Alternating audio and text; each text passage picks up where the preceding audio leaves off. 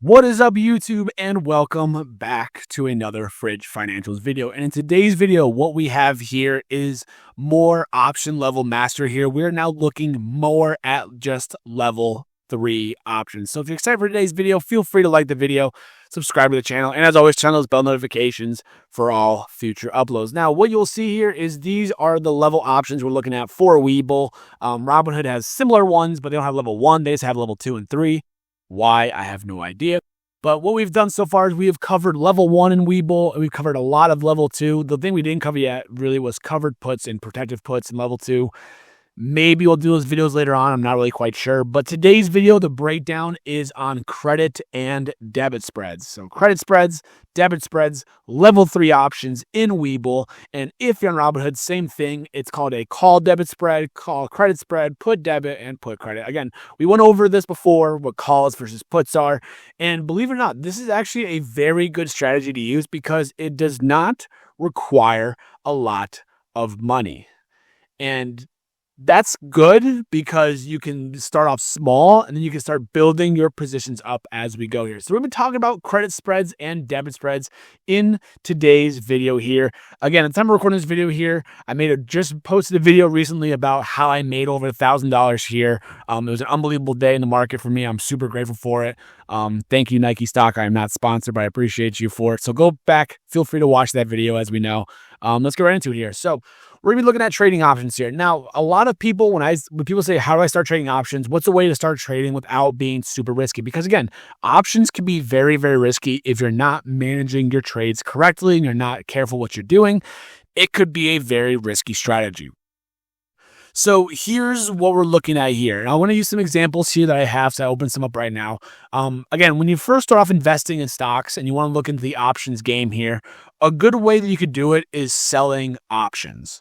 The reason why selling options is good reasonably selling options, is that it's basically how you can get yourself into positions and out of them while also getting passive income, which to me is amazing. Not only are you buying stock that you want to own, but you're getting paid to buy the stock. Not only are you selling stock at a good profit, but you're getting paid to sell it. That's what covered calls are and cash secured puts. Again, the first video we covered both of those, covered calls, cash secured puts. Those are the level 1 because those are basic strategies and those are beginner friendly, because basically all you really need to do is make sure you either have 100 shares of a stock or have cash available to buy 100 shares in case it goes against you. All right. So when taking a look here, let me give you an example as to how this can work. And what do you mean by saying, Fridge, how can you do it with such little capital here? Take a look at this for example here. Funny enough, I did one on ticker symbol Bull, which if you don't know is Webull. Webull has been recently in the volatility market craze. And I do have Webull. I use it for my Grok GPT trading challenge I usually do. And it's a great platform. I think it has really cool insights and features. Is it going to be as good as Robinhood in the future? I don't think it is, because Robinhood's doing a lot of really amazing things. But it's a really good trading platform. It's very interactive, very user-friendly, I think. I still like using it. So I don't mind buying, Webull for a stock price here. And what you'll see here is there's some crazy momentum and it pushed up to, let's go back out to here actually. So you take a look at some crazy huge movement here, up a lot, which there's a lot of value here. Then obviously it came back down. Now it's kind of chilling around $10 or so. So I was like, okay, I don't mind it. So this is kind of what I basically did here. And what you will see is I sold a put option. So I'm saying, in 30 days, Webull, if it goes to $9.50, per share, then I will buy it. And there's my cash collateral. Again, $950 in my portfolio isn't a huge amount of it compared to what I have in my portfolio. So I put that money into a cash secured put here. And what happens is I got paid $31 to open this position up. So if Webull comes to $950, great. I own it at a discount and I get paid to own it at a discount. It's pretty cool. Again, selling cash secured puts is very good for stocks that you want to own. Full disclosure, if you're doing it just to make money and think you can do it that way, I wouldn't recommend it, because you got to be okay with hopefully owning the shares of the stock that you have, whether it's through the financials, whether it's through using it yourself in real life, however it is you feel fit. Make sure you're doing it with stocks that you love to actually own. All right. So let's go to trade Webull options here. And again, I'll break down the idea of how I opened this trade up here. So I went down to July 20th, about a month out, or was it a little bit longer than that actually? It was August 1st. I was on the call side. Fridge, you're such an idiot. Don't tell me that. So say you want, again, so basically selling a put basically means you don't want Webull to go below 950. Again, buying a put means you want it to go lower. Selling means you don't want it to go lower. So watch that. Again, we covered that in last videos as well. And basically I said, okay, I'm going to sell a put option here. And basically as long as Webull doesn't go to 950, I will be able to keep 31 bucks. And then the cash goes back to my account. And then I could do it again and again and again and again. And this is about like a 2-ish% return in about a month. Which again, if you do multiply over 12 months, you'll get, almost close to 30% return for the year annualized, which is pretty good. But you're sitting here and you're saying, Fridge, I just started out my account. I only have like, $2,000 to my name. And I don't want to put all of it into Webull. Like it's a risky growth momentum play stock. Okay. So here's what we're able to do. And you can do this, again, this kind of leads us into what's called a credit spread. Okay. So say you don't have the cash available for this here. You can't buy $950 worth of Webull stock. All right. What you can do is you can then buy a put option basically for your collateral instead of cash collateral. You could buy a put option as collateral instead. Because again, buying an option gives you access to 100 shares worth basically, which 100 shares, you get 100 shares like, whatever strike price you pick it at. So say I want to buy the put option one below and watch what happens as a result. So what you'll notice happens here is two things. Your max loss depreciated a lot more. Your max profit went in a lot more here. But basically what is happening here is you open up what's called a put credit spread. What does that mean? Well, it's a spread because it's spread between two strike prices here. But basically what's happening is that this bought option here, this $9 bought option here, is going to be the replacement of your cash collateral that you don't otherwise have for this sold put option here. And basically what happens is the difference in these two strike prices is the premium that you get paid out up front. Because again, you're getting paid this much, but you're buying this one. How much I get paid versus how much I'm buying it for gives me a difference of $16 here. But what you also notice is that your max loss is only $34. So this trade right here will pay you $16 and all you need is $34 in collateral. And that's what it takes. Take a look. So again, well, actually you need $50 technically. The market's closed, by the way, so you can't do this right now. But you need $50 because the difference in the strike prices here is 50 cents per share times 100 shares is 50 bucks. So you need 50 bucks here, and your max loss is only 34 because they're paying you $16 up front. So your collateral goes from $950 down to 50 bucks. That's pretty good. That's really good actually, right? Like you can't argue that, right? So you can get into this option here, a sold option, selling options for passive income still, without having to front load a lot of money. It's pretty nice. For example, right? So if this is going to cost me $50 and the Webull one is $950 to open up here, let's say that's going to be what, 19 contracts-ish or so? I think it's like 19 contracts. Let me take a look. Yeah, 19 contracts. You can do 19 contracts of this put credit spread here, and instead of making $31, you can make $300 as a result. You say, well, Fridge, then why would I ever do a cash secured put? And the risk here is this. There's a lot of risks here, which is why it's an advanced options trading strategy here. So you have to be mindful of these risks here.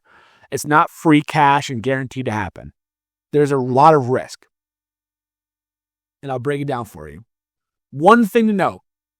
With this here, if Webull tanks to $9, you don't come out with anything. You're down to 34 bucks, you hit your max loss, and you're done. That's it. If it goes to like $9, $8, whatever, you hit your max loss, and that's it. You're kind of stuck. With the cash secured puts, if it goes to $9, you still have the shares of Webull. So with a cash secured put, you're coming out with something still. Even if the trade goes completely against you, at least you walk away with 100 shares of Webull for $950. And if you did this contract, if you did 19 of this contract here and you did this trade here, you would be walking away with just losing 600 bucks. and nothing to show for it. You lost $600, you're done. At least with the cash secure put, you lose the value potentially in the stock, but you come away with 100 shares of Webull still. So if Webull goes to $10, $11, you still have a chance to make that capital back. Credit spreads, you don't. You lose it, and that's it. The other risk that can happen here, which is why it is a level 3 options here, is that there is a potential for you to be pinned between these two strikes here, which is not good. Because say at the day of expiration, Webull closes at 9.25. Well, this expires worthless because it didn't hit the $9 that you bought it for. This expires in the money because it's below 9.50 strike price. And you're caught in this limbo here, basically where you will either have to, you can't exercise this contract either because it's worth nothing. That's the problem. So there is a risk to being pinned in between the strike prices here. And it's a very risky strategy for that reason. So which is why my advice would be, if you're going to go into these advanced trading strategies here, make sure you're closing them before the date of expiration. Do not let it ride out. Unless Webull is trading at like $11, then yeah, let it ride out. It'll expire worthless. But if Webull is trading at like $9.55, a market open on Friday, you better think about how to close it before the market closes. Because all it takes is after hours, Webull gets pinned between here, and then your accountant gets some sort of flag notification about saying like, oh, like this went to nothing. You have to pay for these shares here. You don't have it. It becomes a huge problem here, which is why you need margin as that aspect as a result. So it's a very risky trade if you're not careful with the management piece for it.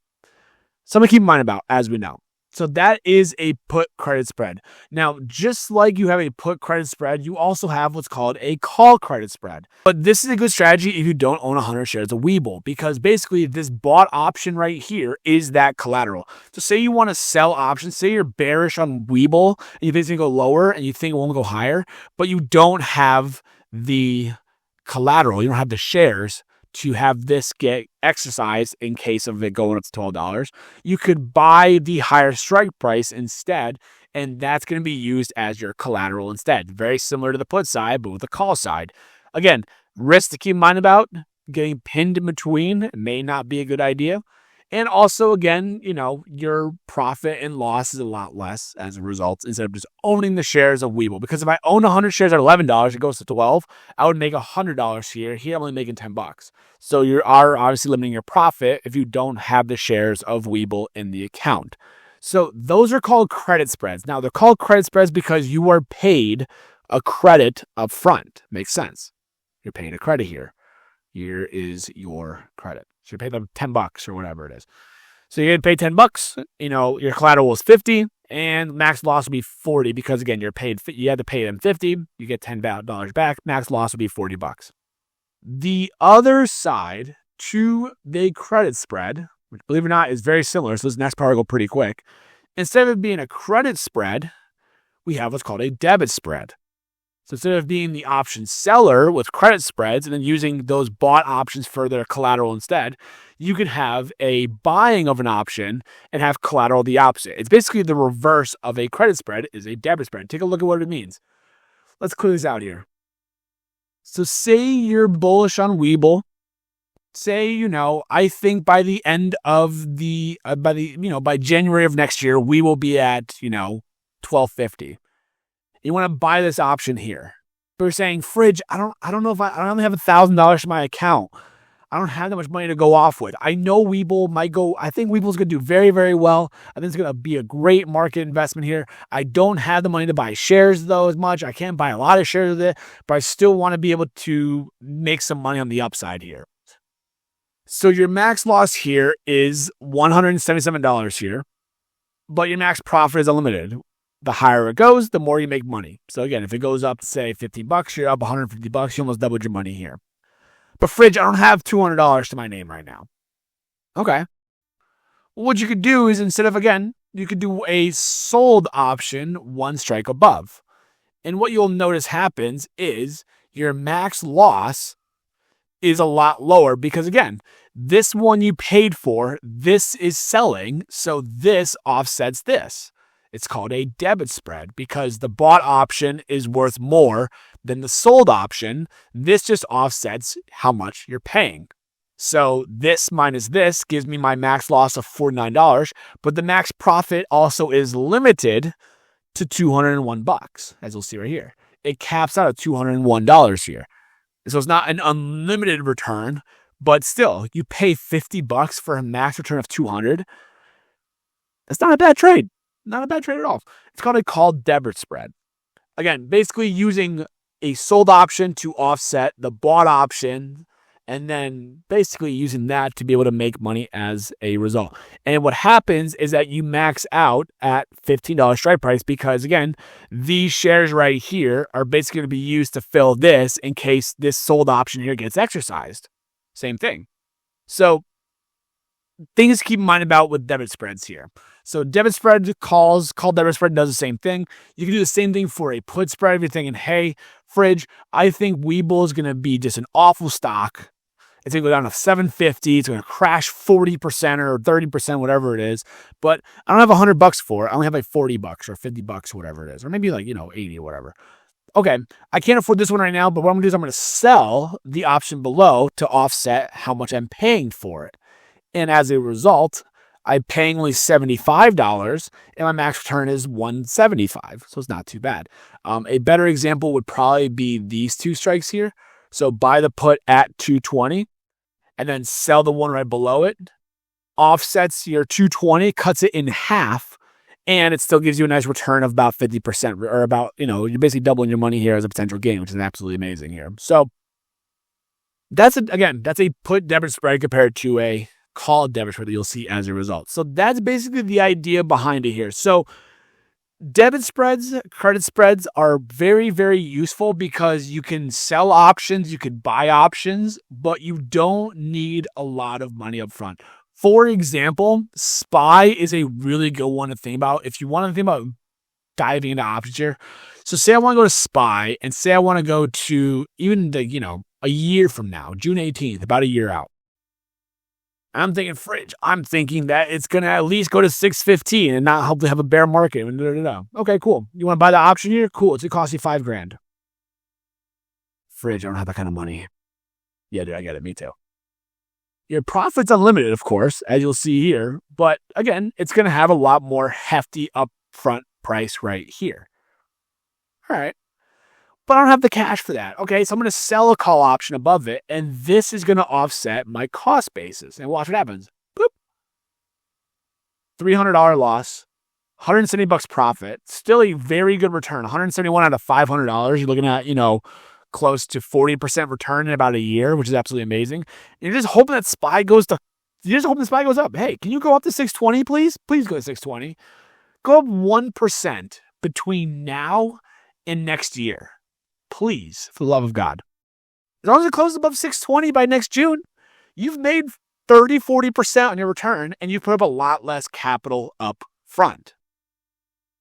So, very, very nice. Again, the debit spreads and the credit spreads do offset your gains, but they also offset your losses. And to me, I think that's also important. If you're starting off as a new trader and you're not comfortable with seeing $100 losses, $500 losses, $1,000 down, whatever the case is, if you're not comfortable with that, spreads isn't a bad option. But again, the risk is make sure that you have no risk of being pinned between strike prices, because that sucks. The options get exercised or whatever it is, you get an email from Robinhood saying, hey, you don't have the cash for this. You're going to get a margin call or whatever like that is. It's not a good feeling to wake up to on a morning, let me tell you. It happened to me once, and I had to do something to take care of it, obviously. So there is risk here, which is why they ask you and they require you to have a margin account for it. But if you're looking at doing things and trying to make your life a little bit better, this might be the way for you to do it. So if you've made this part of the video, as always, feel free to like the video and subscribe to the channel, as always, and turn on those bell notifications. We hope you're making money in the market as per usual, and I will see you guys in the next video.